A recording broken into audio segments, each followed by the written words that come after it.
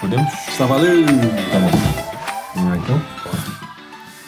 Fala, galera, sejam muito bem-vindos aqui a mais um OneCast, podcast aqui do One Ministério. E hoje estou muito feliz de poder receber um grande amigo meu, Diogo Teixeira, nosso ministro, futuro pastor, já pastor, na verdade, praticamente, né? Pastoreando aí a galera na função dos jovens casais aqui na nossa igreja, na PIB de Curitiba. Dá oi pra galera aí, Diogo. Prazer estar aqui, gente. Que alegria a gente poder estar com vocês aqui, conversar um pouquinho, trocar uma ideia, né? O Lucas é um amigo de muito tempo já. Eu já considero muito tempo. E é uma festa sempre a gente estar junto, né? Sempre gostoso conversar. Então, uma alegria estar com vocês aqui hoje. Você que está só escutando aí, talvez no Spotify, alguma das plataformas, não vai perceber, você que está assistindo, viu que a gente está até mais arrumado hoje aí, né? Rapaz! Então a gente está otimizando, na verdade, você vê? Algumas programações para gravar mais podcast, para facilitar um pouco, né? Então, assim, não é muito normal, né? Mas com a roupa de domingo, como diz assim. Roupa de domingo, nós estamos arrumados. Mas os paletó, os blazers, a gente deixou os blazers ali para não assustar muito o povo aí também ficar mais tranquilo. Né? Senão fica muito formal, né? Um pouquinho demais. Diogo, conta pra gente aí, pra galera que tá escutando, assistindo a gente. Cara, porque assim, eu sei que você já tá aqui na igreja há muito tempo, na verdade, né? Sim. Mas como é que foi pra você, na verdade, mesmo já tendo uma família cristã, né? Esse teu processo de conversão aqui nessa igreja e tudo mais. Até porque, na verdade, assim, vocês viajavam bem pra igreja, né? Porque vocês moravam em São José dos Pinhais e vinham aqui pra PIB de Curitiba direto, né? Você sabe que é interessante isso, né? Todas as coisas que a gente fez desde sempre foi nessa viagem, saindo de São José, vindo para Curitiba. E a gente, quando chegou na PIB, eu acho que eu tinha uns 9 anos de idade, estava entre 9 e 10 anos ali. E aí tem algumas histórias bem interessantes desse período, né? Talvez a gente entre um pouquinho nisso, mas é curioso isso, porque eu nasci num lar cristão e cristão protestante, né? Evangélico. Minha mãe veio da Assembleia de Deus, né? Eles estavam naquele momento numa igreja chamada Exército de Salvação, que é muito conhecida nos Estados Unidos, né? Acho que aqui o povo não conhece tanto, mas que tem muita obra social, né? Ajuda muito por esse lado. E a gente estava procurando igreja naquela época. Eu lembro que meus pais estavam procurando igreja, eu e minha irmã como crianças, né? Eu tinha 9, a Pri tinha acho que 5. E a gente não estava tão ligado nisso, mas meus pais perceberam que já naquela época, isso foi em 94, 95, a PIB, ela dava uma atenção especial para as crianças. O Ministério não tinha nem nascido. Ele se faz. Bora com isso. Mas é legal porque o Ministério Infantil já era muito forte naquela época, já era uma bênção. Já era uma referência, né? Já era referência. E aí eles falaram, não, as crianças estão bem, vão ficar bem aqui. Então vão ficar por aqui. E é interessante, porque eu brinco não, é verdade. Eu nunca tinha tido a impressão do que era um apelo até então, né? Quem quer aceitar Cristo e tal. Eu lembro que eu passei um tempo, assim, ouvindo aquilo e falando, puxa, será que eu já tomei essa decisão? Né? Será que eu já aceitei a Jesus como meu Senhor e Salvador? E eu lembro que os cultos eram no ginásio ainda, né? Os cultos da igreja inteira eram no ginásio. Isso aqui era uma montanha de terra na época, não tinha nada de estrutura ainda. E aqui não era montanha, aqui era terra mesmo. Era terra. Cavocou pra baixo. Cavocou pra caramba, então aqui era terra. E a gente, eu ouvi aquilo, eu tava sentado na primeira fileira, que era costume dos moleques ficar. Lembro que do meu lado tava o Michel, tava outros amigos ali. E aí pastor Pascoal fez o apelo, eu tinha uns 10 anos. E eu levantei a mão, aceitei a Jesus naquele dia. E é engraçado, criança, né? Porque eu lembro que eu me toquei do que eu fiz, né? Logo depois, eu quis começar a sentar, assim, né? Aí o Michel tava do meu lado, ele falou assim, não, agora você levantou, você vai ali na frente. E me deu um empurrãozinho. Nem deixou ficar. Não deixou ficar. Ele já era pastor desde aquela época. E aí eu Mas fui tem um negócio de filho de pastor. Né? Meu pai, né, quando era pastor de São José dos Pinhais, lá na Fospena, ele uma vez fez um evento numa faculdade lá, para umas 500, 600 pessoas no Cuntão, no evangelístico lá, né? Aí ele pregando, fez um apelo. Sabe? Só que deu aquele intervalo ali entre o apelo e vir a primeira pessoa que parecia que estava demorando um pouco mais do que o normal. Sim. Cara, daqui a pouco ele do meu lado e meu irmão mais novo levantou e foi lá na frente. Olha só. O Lincoln, né? Foi puxar a fila. Eu falei, mas já é batizado, já é da igreja, o que aconteceu? E era bem específico de salvação. E aí, só que nele foi uma galera atrás também, que tá meio, sei lá, com vergonha e tal, e foi embora. Daí, no final do culto, né, eu falei, Lincoln, mas o que aconteceu, cara? Deus falou com você? Eu falei assim, não, Só pra eu fiquei com dó do pai e fui primeiro lá pra não ficar sem ninguém. Pra não ficar zerado, né? O pai olhar lá de cima e falar... Vai, você levantou a mão, então pode ir. Agora mais ou menos isso. Ou seja, na igreja é interessante isso até, porque na igreja tem essa, né? Um chuta, outro cabeceia. Um cruza, outro cabeceia. E é verdade, né? A gente trabalha como reino. E foi muito legal aquilo. Então, eu lembro que naquele momento eu tomei uma decisão por Jesus, né? Foi algo muito especial, porque a partir daquilo... Eu já conhecia muito da Bíblia, já muito, né? Como uma criança, claro. Mas a mãe tinha... Sabia as historinhas, né? Conhecia nesse sentido, né? A mãe sempre lia a Bíblia com a gente toda noite e tal. Os meus pais chegaram a fazer seminário, os dois juntos, um seminário de internato, mas não seguiram, né? Fizeram só um ano, voltaram depois para Curitiba, foram para São Paulo nessa época fazer, antes da gente nascer, eu e da minha irmã nascermos. E aí voltaram para cá, tal, tocaram a vida secular e sempre participando da igreja, sempre servindo como voluntários. E aí chegou essa época e foi muito interessante, porque a partir disso daí a gente começa a ter experiências, né?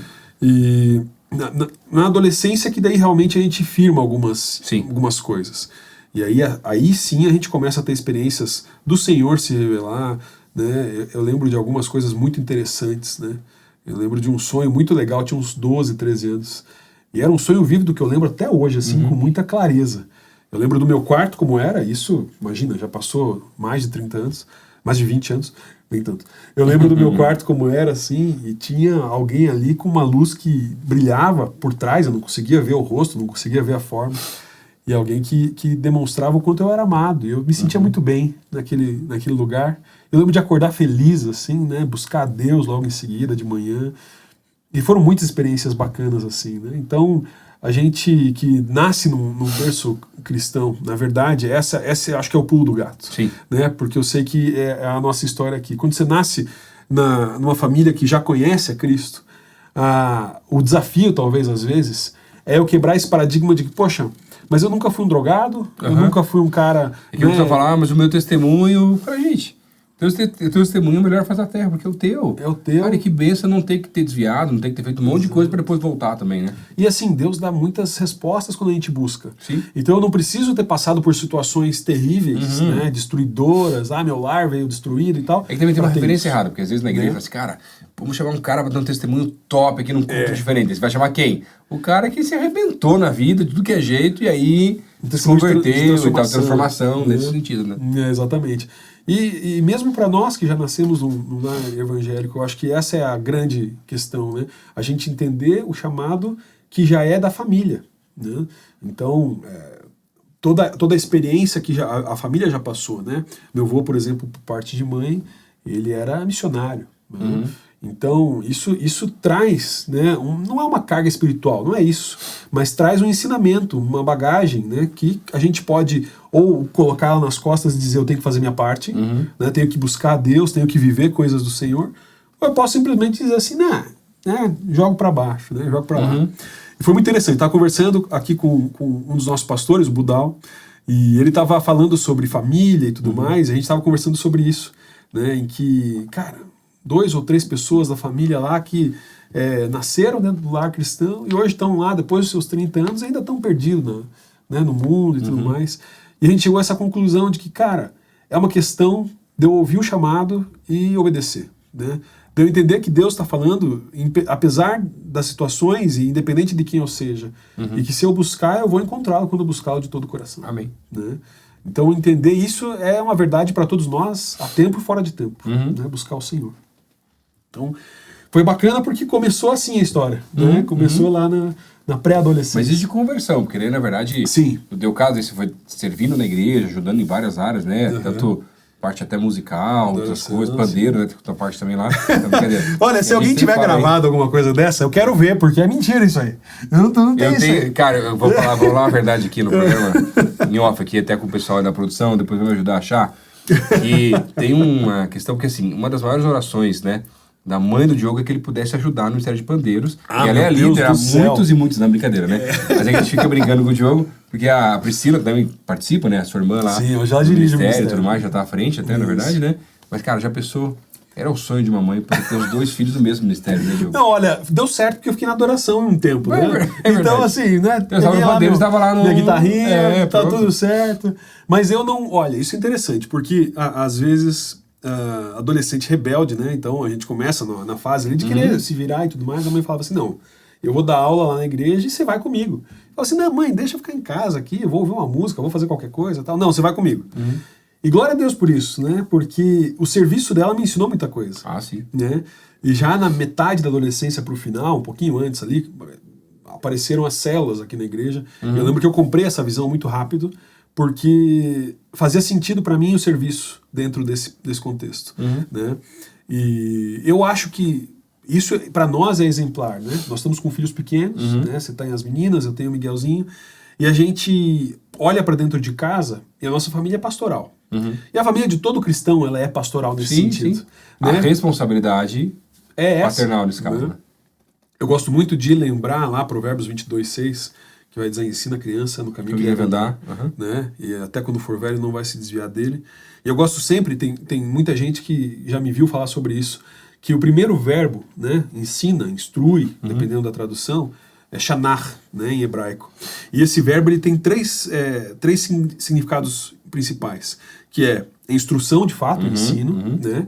Mas o principal que ele aparece quando a gente faz a exegese é a questão da dedicação. Então, dedicação do tabernáculo, dedicação do templo, se usa shanar, né? Que é dedicar a Deus. Ou seja, eu sou responsável por instruir meu filho, mas também por dedicá-lo a Deus. Né? E como que eu faço isso? Através do meu exemplo. Sim. Através da maneira que eu sirvo ao Senhor, eu estou entregando o meu filho também, meus filhos, na presença do Senhor. E por último, aí sim, entra o exemplo, né? Shanar significa reduzir, ou seja, estreitar o caminho. É dizer, olha, o caminho que você tem para seguir é esse aqui. E foi exatamente o que minha mãe fez nesse momento. Ela falou assim, não, eu não quero que você vá fazer qualquer outra coisa. Você vem comigo para a igreja, fica lá 1 hora e depois você volta para casa comigo. E nesse tempo eu entendia que eu precisava servir a igreja assim como minha mãe estava servindo. Né? Servir o corpo de Cristo. E o impacto que ela já causou, só Deus sabe. Né? Só Ele tem essa noção. Mas eu vendo aquilo, eu falava, cara, eu quero impactar o reino dos céus também. Eu quero ser instrumento. Sim. Né? E começa pelo serviço, vai ajudando, né, e tudo mais. Pô, super bacana. Exato. E no seminário, Diogo, você teve aula com o Gusto de hebraico? Esse cara, isso aí. Foi eu percebi pelo teu sotaque do norte de Israel ali, né? É um pouquinho diferente, né, daí do Shanar. Nossa, meu Deus. Nada, rapaz, eu sou um zero à esquerda em hebraico, mas... Já fiz uma moral aqui já, que isso. Tô aprendendo. Não, eu já tô aprendendo com você. Para com isso. Maravilhoso. Cara, mas lembro que a gente já conversou algumas vezes sobre isso até, porque quando a gente acabou se aproximando um pouco mais, você trabalhava, tinha empresa, na verdade, até, né? E eu já, quando eu te conheci, eu já falei, cara, falava pra minha esposa, né? Esse aí um dia vai ser pastor. Olha aí. Eu não sei o que tá acontecendo, que tá demorando demais aí, né, e tudo mais, mas várias vezes, assim, eu lembro que a gente saía tem um grupo de amigos, né, que a gente fazia alguns jogos e tal, e aí eu falei pra ele, cara, não sei o que o Diogo tá... que Deus tem que quebrar ali, que tem que fazer, mas daqui a pouco ele vai vir, não tem jeito. Né? E aí teve esse processo na tua vida também, que foi muito bacana que aconteceu, né? Sim, você foi instrumento de Deus nesse processo aí, sem dúvida nenhuma. Você e alguns outros amigos, né? Mas é muito curioso isso, porque chamado pastoral eu recebi no começo da minha juventude ali, né? Aos 20 e poucos anos. E eu falei para Deus assim, legal, mas não é o que eu quero para minha vida. E olha como é interessante isso. O meu pai é uma bênção. Ele é um homem de Deus. Ele é uma bênção, então não entendam errado. Mas ele tinha feito seminário. E eu lembro que ele falou para mim assim uma vez, cara, o negócio é o seguinte, na situação que eu enxerguei, nas coisas que eu vi, ser pastor é fazer um voto de pobreza. Né? Na igreja que a gente estava e tudo mais. Se você quer isso para sua vida, eu vou te apoiar. Mas eu não quis pra mim. Sim. Né? Foi uma decisão minha. Né? Foi a decisão dele. Quando eu fui sair do banco, né? Eu trabalhava, era bancário, parte de marketing lá na SBC. Vim pra igreja trabalhar, então passei a ganhar bem menos do que eu ganhava naquela época, né? Sim. Aí eu fui conversar com meu pai é pastor, né? Já foi empresário, mas hoje é pastor. Sim. Agora missionário na Argentina. E aí ele falou assim, filho, tem certeza. Você vai trocar o banco, que é uma garantia, que te mantém e tal. E vai pro... Assim, ele não era contra o ministério, mas essa preocupação paternal, de finanças mesmo, né? Não tá errado também nesse sentido, né? Sim. Eu falei assim, pai, Deus já falou, não tenho o que... Né? Eu vim conversar, né? Eu quero saber a tua opinião, claro, mas eu já sei que é isso que Deus tem pra mim, não adianta. Tanto que foi muito interessante, que isso foi em 2009 para 2010, e um ano e meio depois, o banco encerrou as operações no Brasil. Então, assim, aquilo que você acha que é garantia, Não é garantia, não adianta. E isso é muito interessante, né? Porque nesse processo todo, né? É bem isso, é uma palavra paterna para te dizer, cara, me preocupo com Que é um você. cuidado, tá? Né? Você tem que se filtrar dessa forma, né? Exato. Tá certíssimo, né? E a gente tem que sempre saber filtrar, né? Eu acho que hoje o jovem, ele acaba sendo muito influenciado por algumas coisas. E meu pai me deu conselhos incríveis durante a vida. Sim. E eu, por causa disso, inclusive, que eu olhei e falei assim, tá, pode ser que você esteja certo. E aquilo, no meu coração, eu não soube tratar. Então, aquilo se tornou um desprezo pelo chamado. Né? Tava conversando com outro amigo nosso que é pastor também, e que também se tornou pastor depois dos seus 20 e poucos anos, quase 30, que é o Ragnar, e um amigo também de datas, de longa data, e a gente estava falando sobre isso, e eu estava dizendo, cara, eu desprezei por muito tempo o chamado, porque eu via meus amigos todos aceitando o chamado, e dizia assim, eu não preciso ser pastor para fazer aquilo que eu quero fazer, que é ajudar pessoas, influenciar pessoas, ajudar, pregar até, não... Exato. E tem o tempo certo de Deus para todas as coisas. Claro. Né? E eu lembro que teve uma vez que a gente... Aí tocou a vida, beleza? Comecei a trabalhar como representante. Na época eu fiz publicidade, né? Me formei nessa área. Trabalhei por algum tempo, durante 4 anos, como publicitário. E depois meu pai me convidou para fazer parte da empresa dele como representante. E aí, beleza, toquei. E durante todo esse período... Eu ministrava em célula, liderava célula, sempre servia, discipulava pessoas, já perdi o número de quantas pessoas que eu discipulei, porque, glória a Deus, bênção demais, né? Sempre fui instrumental e, assim, as iniciativas que aconteciam, inclusive com respeito a essas duas questões de célula e discipulado, eu participava, né? Então, comecei a ajudar Michel nos apelos lá em 2014, 2015, uma bênção, a gente entrava em contato com as pessoas, fazia o que hoje o MD faz muito bem, né? O movimento discipular. E assim, beleza, foi. E eu lembro que chegou uma hora, antes de ter esse negócio de pandemia todo lá, que Deus estava falando muito no meu coração no devocional. A gente passou por diversas situações dentro do casamento, eu e a Eve, com relação principalmente à fertilidade. Né? Sim. As pessoas hoje já sabem mais dessa história. Então, né, a gente teve essa questão de infertilidade por muito tempo. E a gente estava passando por uma questão sobre essa, e Deus estava falando muito ao nosso coração com relação ao tempo dele. Né? E com relação ao tempo dele, para Eve ele falava sobre infertilidade, sobre mim, para mim ele falava sobre chamado. E eu lembro que teve uma vez que eu fui conversar contigo, inclusive, né, que eu falei assim, cara, eu tô pensando em cursar a teologia.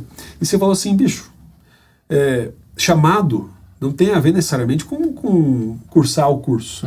Então, se Deus está falando isso para você, é uma coisa. Agora, pede sinais. Né, pede sinais daquilo que Deus vai fazer. Você vai continuar liderando, continuar fazendo, independente de fazer faculdade ou não.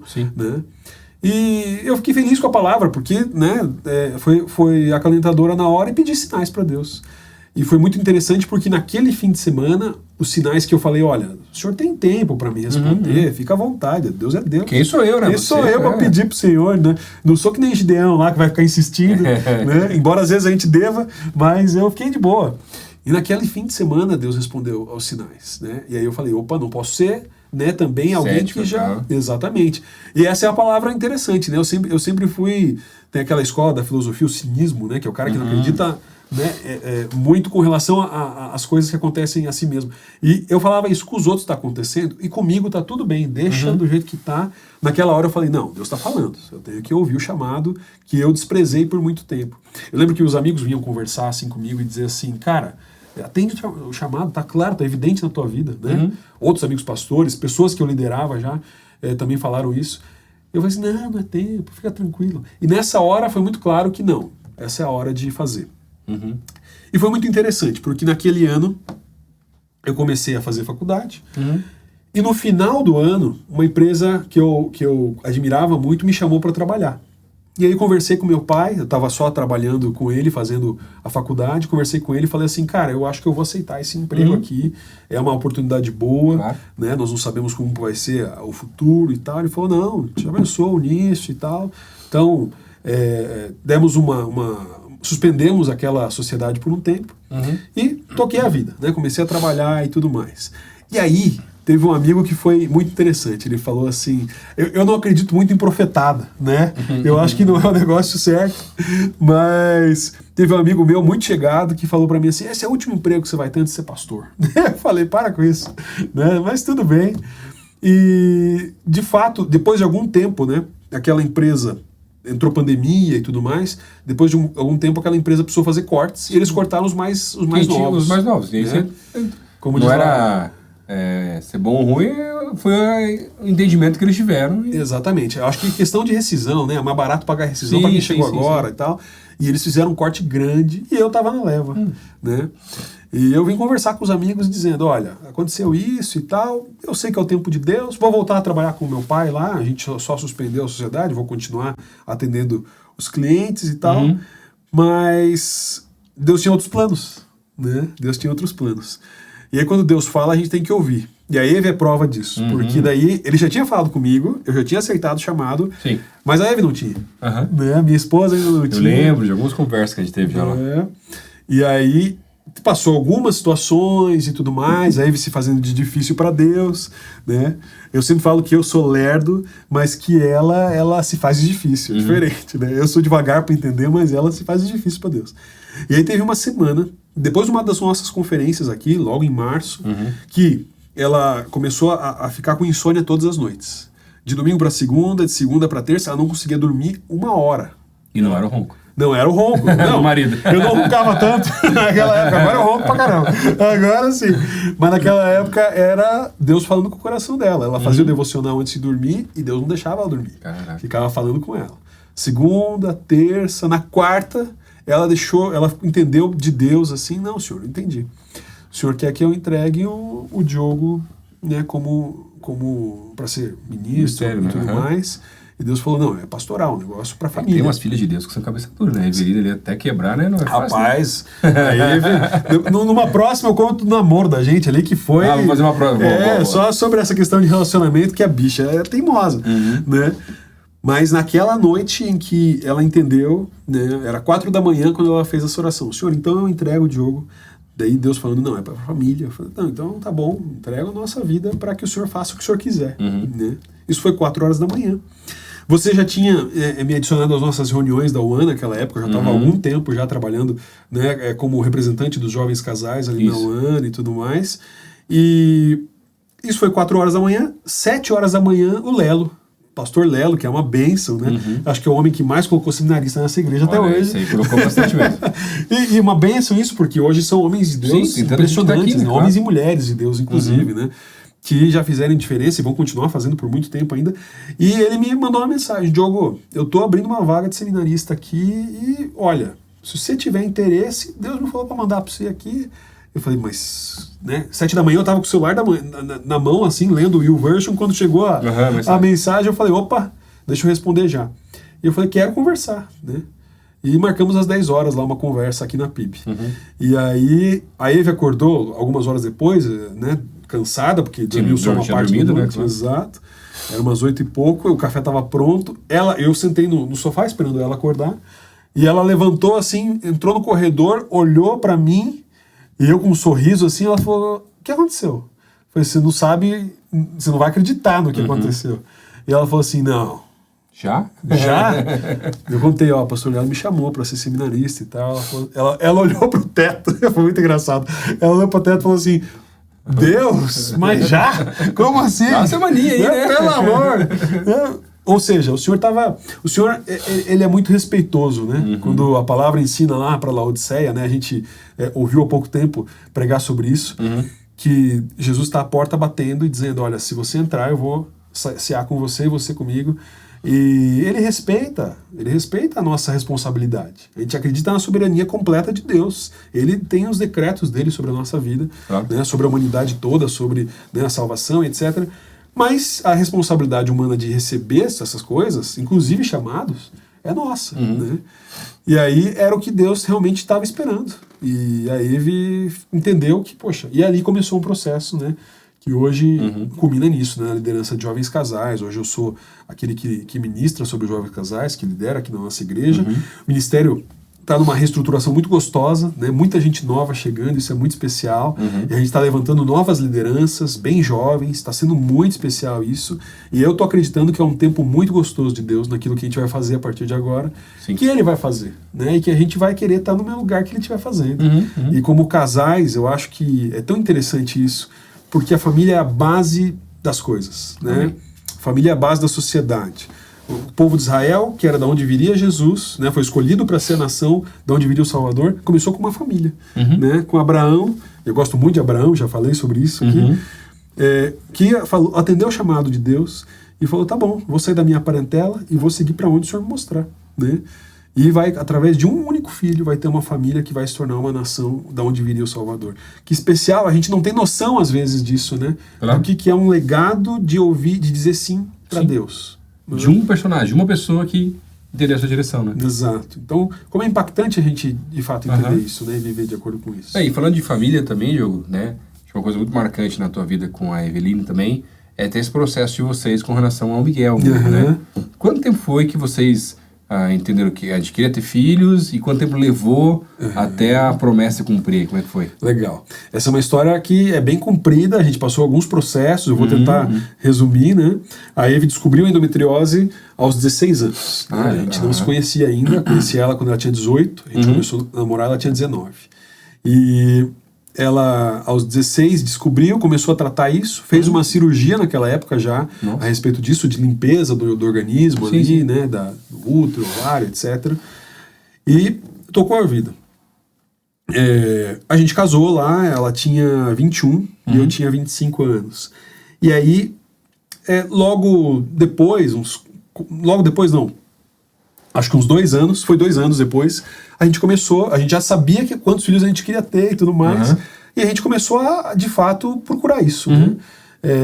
E seguimos na questão ali de todas as coisas que envolvem. Então, olhar tabela, aquela história toda, tabelinha e tal, cuidar para que, né, as coisas aconteçam. E a gente viu que não foi acontecendo, começamos a procurar ajuda medicinal e tudo mais, os médicos. E beleza, tocamos a vida. 2015, a Eve acordou num certo dia se sentindo mais ou menos, tal, fui levar ela no trabalho dela, a gente tinha essa rotina, levei ela a trabalhar, e meia hora depois eu estava indo atender um cliente, meia hora depois ela me liga, dizendo assim, olha, minha dor está insuportável, vem me buscar já, porque eu preciso ir no médico. Uma dor abdominal que a gente não soube definir o que era. Beleza, nem pensei 2 vezes, liguei pro meu cliente, cancelei e voltei buscar ela, estava perto ainda, corremos para o hospital, e o médico falou, olha, nós vamos ter que fazer uma operação, porque o teu útero está com um líquido tóxico, né? A tua endometriose voltou, e voltou de um jeito que agora o sangue da menstruação, o sangue ali daquele período, ele está ficando e não está sendo jogado para fora. Né? Então, seríssimo, né? Seríssimo, né? Se a gente não fizer algo agora, é capaz de você perder o seu sistema reprodutivo. Nossa. Então, eu não pensei 2 vezes. Já, né? Não. Exatamente, não pensei 2 vezes, falei, que horas que dá para fazer, né? Temos que olhar isso. E naquele mesmo dia, naquela mesma tarde foi marcado, final da tarde, começo da noite, a gente já estava no hospital lá no centro cirúrgico, exatamente. E aquilo foi muito impactante, porque a gente queria já há alguns anos ter filhos. E eu tinha levado o nosso devocional, Oswald Chambers. Se você não conhece Tudo para Ele, do Oswald Chambers, recomendadíssimo. Tá? Ele escreveu lá, acho que se não me engano foi 1919, alguma coisa dessa, não lembro exatamente, mas foi no tempo da Primeira Guerra, alguma coisa assim. E até hoje é muito impactante, porque é Deus que fala, é claro. Então é uma bênção, né? Amém. E eu lembro que eu levei. E no dia seguinte, aí eu já estava se recuperando da sedação e tal, eu abri o nosso devocional, a Bíblia, e fomos ler. E a passagem era João 15, né, em que Jesus diz, eu sou a videira verdadeira, e meu pai é o agricultor, e todo ramo que está em mim, né, e que não dá frutos, ele corta e lança fora, mas aquele que dá fruto, ele poda, para que dê ainda mais fruto. Você pregou sobre isso há um tempinho atrás, né? Não sei quando que vai ao ar aqui, mas foi pouco tempo. E foi muito curioso porque a gente entendeu que era o que Deus estava fazendo, era um momento de poda na nossa vida, né? E olha que interessante, porque a gente só ia ter o Miguel depois de alguns mais anos ali, depois de mais 6 anos. Né? E tudo bem, 6 não, 7 anos. 7 anos. E tá tudo bem, a gente entendeu naquele tempo que era isso. Estávamos servindo aqui, estava tudo legal, aí ele se recuperou rapidinho da cirurgia, tocamos a vida. 2018 ela estava muito triste. E eu falei assim, vamos viajar. Vamos tirar um tempo para viajar. A gente combinou as férias lá em outubro, ficamos fora lá uns 13, 14 dias. E a gente estava passando numa região que a gente não conhecia, muito legal, estávamos viajando, e chegou uma hora que a gente passou no deserto. No deserto, e tinham plantações de vinhos, né? Era lá o deserto da Califórnia, onde tem algumas plantações, assim. O caminho por fora você vai pelo litoral, que é belíssimo, né? E a volta mais rápida é por meio do deserto, de Los Angeles a São Francisco. Então, e deserto, e de repente, do né? nada. Vinícola, e você fala assim, cara do céu, como são as coisas de Deus, né? E eu dirigindo aqui, né? Curtindo a paisagem meio monótona, e a Eve do lado chorando, né, e entendendo de Deus que, olha, eu faço a planta nascer no deserto, eu faço a chuva cair, o homem pode fazer o que ele quiser, mas quem dá a palavra final sou eu, sobre a vida e sobre a morte. Então, vai chegar o tempo. E aí ela renovou a esperança naquela época. E ainda assim, em 2018, a gente ganhou o Miguel ainda levou mais um tempo, né? Exatamente, ainda foi mais um tempo. Foi 21 que a Eve engravidou. E enfim, olha que interessante. Por que essa história é longa, né? Porque hoje fica muito claro para nós que o tempo certo de Deus envolvia a gente entregar a vida da forma que Ele queria, na presença dEle, para que a gente pudesse vir a ter filhos, né? E foi exatamente isso. No ano, então, que eu fui convidado para me tornar aqui um seminarista da igreja, né? A gente começou a entender isso nos nossos devocionais. E aí teve esse convite em março, beleza, comecei a trabalhar aqui. Alguns meses depois, lá em agosto, Deus começou a falar comigo no devocional, que essa era a hora, né? E Deus começou a falar com a Eve também. E aí chegou o momento que a gente finalmente falou assim, cara, Deus está falando um negócio, eu não queria te incomodar com isso, porque eu sei que você está tranquila. E falar sobre isso mexe, né? Mexe com o coração. Então, tocar no assunto às vezes não é o legal. E aí eu falei, cara, eu sei que você está tranquila, mas Deus está falando comigo. E ela disse, com você também? Eu já sei o que é. É sobre, né, fertilidade, sobre filhos. E a gente falou, então tá bom. Então vamos começar a olhar isso de novo, né? Fazer tratamento e tal. Né? No período de 9 anos e meio ali, que a gente tinha passado quase 10, a gente tinha feito inseminação, tinha feito todos os tipos de tratamento com injeção, que além de caro, incomoda muito, mexe muito com a autoestima feminina, né? Porque ela estava sentindo, né? Poxa, meu peso está aumentando, aquela história toda e tal, incomoda na barriga sempre as injeções, muito ruim, né? Então, naquele processo, naquele tempo, ela já estava há algum tempo sem fazer nada disso, e a gente falou, não, então vamos procurar o que Deus tem para nós. E a gente entendeu em oração, em buscando sinais novamente, que o melhor caminho seria a fertilização. Né? E começamos a então nos preparar para isso.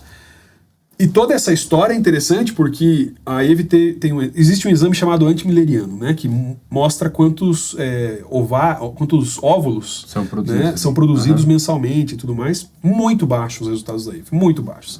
Então a médica falou assim, olha, teu exame tá assim, né? Eu tinha feito o espermograma, o exame do Diogo tá ruim também, né? Porque embora a quantidade seja boa, né, tem muita atipicidade, ou seja, a formação dos não consegue fecundar, né? Não é boa, então naturalmente não consegue fecundar. E então o que nós vamos ter que fazer talvez seja uma FIV. Na FIV tá tudo certo, as coisas são mais fáceis de acontecer. Exatamente, tal. Exato, você escolhe lá, né, apenas os bons espermatozoides. E é interessante porque até pode ser aqui um ponto de informação, né? Muita gente hoje, mas assim, eu já perdi a conta de muita gente que vem perguntar assim, tá, mas é de Deus fazer esse tipo de coisa, né? E a minha resposta é, cara, quem dá a vida é o Senhor. Sim. Né? O Salmo 139 vai dizer assim, nossa, quão admirável é a tua criação e tudo mais. Todos os meus dias estavam escritos, né, no seu livro, desde muito antes de qualquer um deles sequer existir. Ou seja, é Deus que escolhe quem nasce e quem não nasce, né?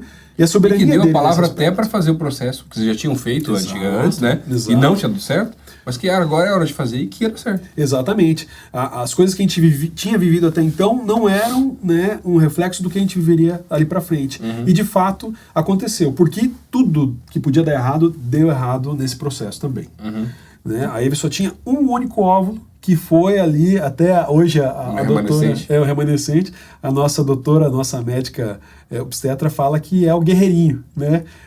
Poxa, vocês escolheram o Miguel porque é o guerreiro de Deus lá, o arcanjo e tal. Eu falei assim, olha, não é por isso, mas faz todo sentido também, né? Porque ele foi o único e foi o guerreiro ali, né? E que legal por isso, porque a gente entendeu que, olha, talvez dê certo, talvez não, mas é o Senhor que está mandando fazer. Então a gente vai em frente. E fizemos a fertilização, que alegria, beleza. Isso foi num sábado, lembro até hoje, foi dia 11 de outubro, né, de 2021. E passou uma semana, tem 10 dias para você fazer o beta, né, para poder ver se está multiplicando. Aquela ansiedade, né? né? Não é fácil. Passou uma semana, sábado seguinte, era 9 da manhã, e a Eve falou assim, cara, eu tô desesperada, eu não sei, não tô conseguindo lidar com a ansiedade, não sei se deu certo, se não deu. Eu falei assim, a gente na mesa do café, assim, a gente na pontinha da mesa, e eu falei pra ela assim, pede pra Deus um sinal. Deus tem respondido os nossos sinais, né? Pede pra ele um sinal. E ela era esse horário, 9 horas da manhã, no sábado, a gente tomando café, orando ali, ela falou assim, Deus, se é da vontade do Senhor que alguém que não saiba da nossa história possa dizer que eu tô grávida. Terminamos a oração, né, em nome de Jesus, amém, beleza, tal. Falei assim, você pediu um negócio difícil, né? Como Elias falou para Eliseu, não, o que você pediu é muito difícil, se você vê acontecer é porque Deus fez. Então... falei, vamos ver o que vai acontecer. Passou o dia, beleza, tudo certo. Chegamos no culto aqui, já tinha 2 cultos, né, no sábado. Esse culto das 5 foi uma bênção, foi um negócio assim muito legal. E aí no intervalo, a gente sempre tem um momento muito legal ali na sala de descanso, né, que a gente conversa, fala sobre culto e tudo mais. Mas naquele dia o Michel puxou uma oração, ele falou assim, cara, tô sentindo que Deus vai fazer algo muito legal aqui. E vamos orar por isso, vamos orar e tal. E eu falei, é agora que vem a resposta. Agora alguém aqui, a gente tinha mantido aquilo como um segredo, não contamos nem para os nossos melhores amigos, né? Falamos, olha, nem a família. Você não quer gerar expectativa, disso. nem frustrar. Né? Exato. Então só meus pais e os pais da Eve que sabiam que a gente ia fazer aquilo, aquele procedimento. Então, beleza. Começou a mover, a Eve me mandou mensagem, tô pronto aqui, você vem me buscar. Eu falei, cara do céu, vem pra cá que tá acontecendo um negócio fantástico. Né? Tinha 45 minutos entre os cultos, eu falei, temos que ir. Junto. Temos que ver o que Deus tem para falar pra gente. Chegamos lá, não teve nada para nós. Né?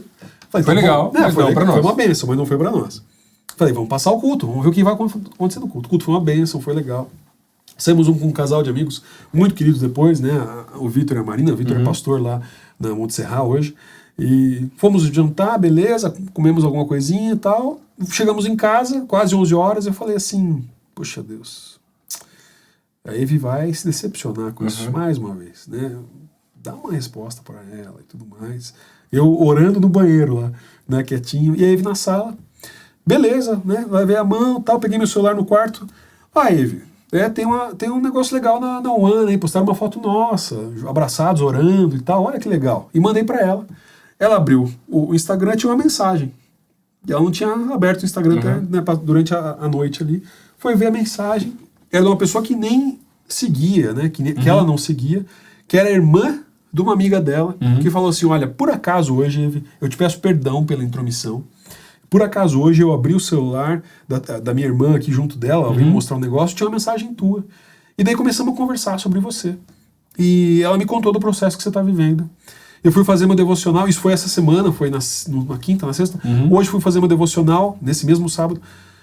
E Deus falou comigo aqui sobre, né, 2 Coríntios 1:11, que é por meio da oração de muitos, eu estou concedendo a dádiva que vocês estão pedindo, né, para que Deus seja glorificado, para que meu nome seja glorificado. E Deus está me dizendo que você está grávida. Uau. E aí a gente recebeu aquela mensagem, aí ele tremendo. Nossa, assim. Imagina. Eu falei, opa, agora veio a resposta. Né? Glória a Deus por isso. Aí fizemos o beta aquela semana, tudo certo. Né? A gravidez teve algumas coisas, questões de risco, aí teve que fazer repouso por algum tempo.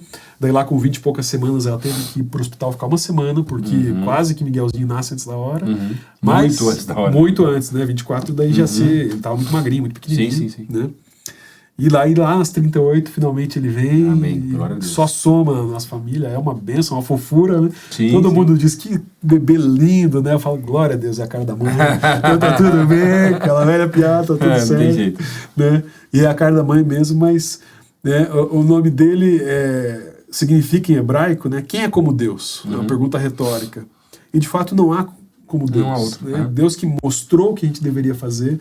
Nenhum médico poderia ter feito a obra de criar uma vida. Deus fez. Foi Deus que fez e usou a ciência, usou a medicina a seu favor nessa hora. E glória a Deus por isso. Amém. Então foi muito especial esse processo, né? Porque ele não apenas ouviu nossa oração, mas ele procurou a gente para falar, olha, agora chegou a hora. Né? E a gente estava atento a isso. Mas fica muito claro, voltando a esse assunto, que eu precisava ter atendido ao chamado pastoral da nossa família antes. Né? Dizer, essa família aqui vai... como o Michel gosta de dizer... Porque a família entra junto, não tem jeito. Entra junto. E antes a gente colhia frutos terrenos, a gente vendia, a gente negociava. Sim. Agora a gente vai colher frutos eternos. Amém. Né? E glória a Deus por isso, porque a gente entendeu. E virou pescador de homem de verdade. Agora a gente pesca homens e vem as mulheres juntos, os filhos, a gente pesca a família. Tá certo, é verdade. Né? Glória a Deus. E o Miguelzinho, uma benção, essa criança, né? Só tem um problema, ele tá olhando demais para minhas filhas. Então não, eu já falei para ele que é amizade só, tá, então né? Tá porque só pra garantir. Né, amizade, mas principalmente porque elas provavelmente vão ser palmeirenses. Então daí, nesse caso, eu já vou pular fora. Não tem jeito. Você sabe que quando eu casei, no dia do meu casamento, foi o último jogo do Palmeiras em 2012, que foi o dia que ele, durante a cerimônia do casamento, caiu pra segunda divisão. Você tá brincando? E ainda assim, a Evelyn, ela dizia que era São Paulina. Então ela sabia o nome de, sei lá, era o... Ela sabia do Zete lá. O Zete e o Kaká. Dois jogadores. O Raí nem sabia. Nem sabia. Beleza. Aí... Cara, só que eu nunca falei nada, tipo, assim, era palmeirense, porque, cara, tem time, né, cada pessoa. Eu não ia virar São Paulino, nem a pau, não tem jeito. Aí, a gente casou, daí a gente foi viajar, assim, pra Lua de Mel, tava lá no Lua de Mel e falou, amor, só pra você saber, a gente casou e eu agora virei palmeirense também com você. Olha aí, falei, olha, você falou... virar palmeirense na hora de cair pra segunda, é porque é muito amor mesmo, né? É então, muito amor, mas é um baita de um pé frio, né? Porque puxou pra baixo. Mas agora também as duas meninas mais novas, né? As duas já são libertadores, aí, já tem tudo, né, cara? Então o negócio tá forte, né? Vamos mudar de assunto, você vai ficar muito cheio aí. Deixa assim. Tá tudo certo. Não tem problema. Tá senão fica voltando pras épocas da Parmalat 93, 94. Deixa é muito tempo atrás, né? Você já foi, é isso aí. Tá bom? Diogo, mas obrigado, cara, por teu tempo juntos. aí, de estar junto, falando um pouquinho de tantas bênçãos, né? É chamado, ministério, família, são coisas tão importantes. E você que está assistindo, ouvindo a gente, se quiser saber mais sobre o Ministério de Jovens Casais, pode procurar o Diogo. Isso aí.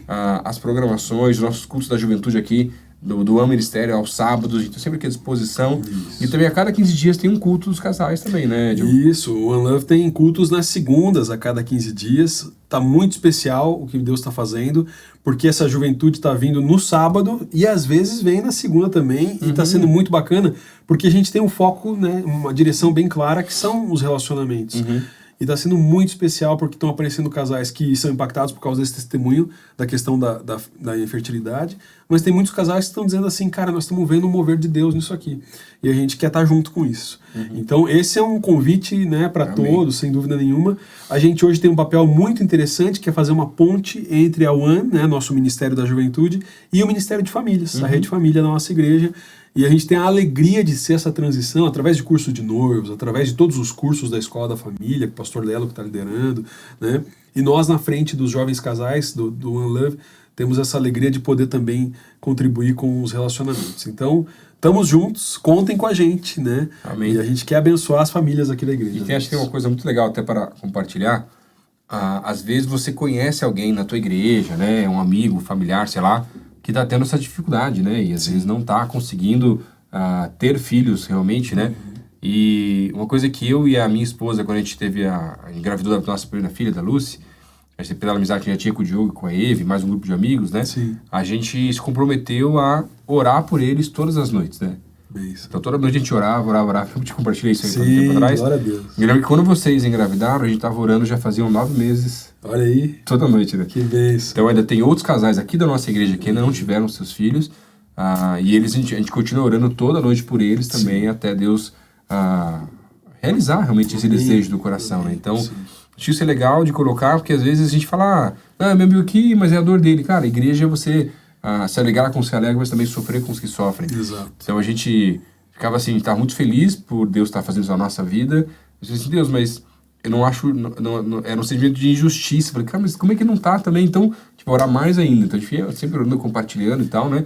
Eu lembro que algumas vezes Deus me trouxe até em cultos nossos para orar por pessoas, assim, né? E eu acho muito sério, porque quando Deus pede um negócio desse, eu falo, Deus, se o Senhor falou, eu sei que tem que fazer e tal, né? Mas tira meu coração, tira a minha amizade, o meu desejo que aconteça, porque eu quero que seja algo do Senhor realmente, né? Então, palavra, né? Exatamente. Então, muito bonito algumas histórias de pessoas que têm conversado. No outro dia veio uma mulher me falar assim, pastor, tá aqui. Falei, meu bebê, ai, que lindo, então, pastor, mas foi você que orou. A gente não podia ter filho, né? Visitei até o Dan lá em Miami, né? Um amigo nosso que foi pra lá também. E aí eu tava numa loja, era 2018, a gente nem tava pensando ainda, né? Não era o momento pra gente também ainda. E aí Deus mandou, eu fui numa lojinha e comprei uma roupinha, né? De criança. E Deus mandou, compra mais uma. Eu falei, Deus, mas... E a gente falava, brincava, será que vai ser gêmeos quando a gente for tendo? Então, claro, de repente é isso. E quando eu voltei pra casa, que eles estavam lá, Deus falou, não, ó, essa roupinha que você comprou a mais é pra dar pra ele. Eu falei, Deus, mas Deus não quer brincar com essas coisas, né? Pô, mexe, né, a pessoa, né? Às vezes quer orar pela bondade, pelo carinho, mas é o Senhor. Eu falei, não, eu já falei, vai lá e faz. Tá bom, Deus, vamos lá, né? Fui lá, orei e tal, cara, eu acho que 9 ou 10 meses, primeira filha, e depois agora já a segunda, uma benção, assim, muito legal como Deus faz nesses processos também, né? E aí eu acho que a grande moral disso, dá pra gente tirar 2 lições. Igreja é família, né? Igreja é comunidade. Eu sempre falo isso para os jovens casais. A igreja não é um centro de eventos, ela não é um local que você vai cumprir rituais. Você pode ter rituais familiares de que, olha, domingo é sagrado a gente ir para a igreja, sábado é sagrado, que bênção, legal. Mas a igreja não é um local ritualístico nesse processo. Ela é uma comunidade de gente que tem algo em comum, que tem algo que une, que é o amor de Cristo. Né? Então, eu preciso contar com as pessoas ao meu redor ali na igreja para estar orando por mim também. Claro. Né? As pessoas às vezes dizem assim, nossa, eu não gosto daquele momento em que vira pro irmão do teu lado. Cara, vira pro irmão do teu lado e abençoa teu irmão, a vida dele. você não vê como irmão, né? Exatamente, abraça e diz assim, cara, que bênção que a gente tá aqui. Né? Quantas vezes a gente já visitou outras igrejas, visitou outros lugares, e você nem conhece a pessoa, mas só pelo fato de ter Jesus no meio, ele te aproxima daquelas pessoas. Né? Então a primeira lição é essa, né? A igreja é comunidade. Né? E a segunda não passe sozinho por essas situações. Né? Não espere virar um problema tão grande que ninguém esteja te acompanhando. Na nossa caminhada teve momentos em que a gente se afastou das pessoas porque a gente estava vivendo a dor ali. Sim, porque era difícil, não era fácil lidar, né? Era difícil. E como foi impactante, alguns amigos que chegaram, né, vocês foram alguns deles, que chegaram e disseram assim, não, anda com a gente, né? Que bom que você tem a gente aqui para contar junto. E essa é a verdade da igreja. A gente precisa contar uns com os outros nesse sentido. Amém. Se a igreja é uma família, é uma comunidade de pessoas que creem, então a gente precisa se abraçar. Né? Então não espere, né, para chegar nas últimas, quando está desgastado, quando está cansado, quando está decepcionado, para dizer agora eu preciso de ajuda, ou então a igreja não me ajudou. Cara, a gente às vezes nem sabe que você está passando por isso, mas se você abrir o coração, a gente quer abraçar. Pede, né? Exatamente, vem conversar com a gente que a gente quer abraçar. Amém. Né? E claro que a gente é humano, é falho, mas o Espírito de Deus está nos guiando para abraçar todo mundo que a gente puder. Né? E essa é a vontade do nosso coração. Então, igreja é família, né? E não espere muito tempo para buscar ajuda, para estar junto e para ter essa comunhão. Essa é a minha palavra. Amém. Amém. Obrigado, Diogo, pelo tempo juntos, aí. Prazer trabalhar contigo aqui. Uma alegria. E a gente fala que sempre no final dos podcasts aqui, para convidados de fora, que a gente vira intercessor dessas pessoas. Legal. Mas de vocês já sou faz tempo. A gente intercede um pelo outro faz tanto tempo. Também, né? Tá bom? Gente, obrigado aí que você está assistindo, escutando a gente aí também no podcast. A gente se vê no próximo OneCast. Isso aí. Grande abraço. Fechou? Isso. Quanto tempo deu? Só fala.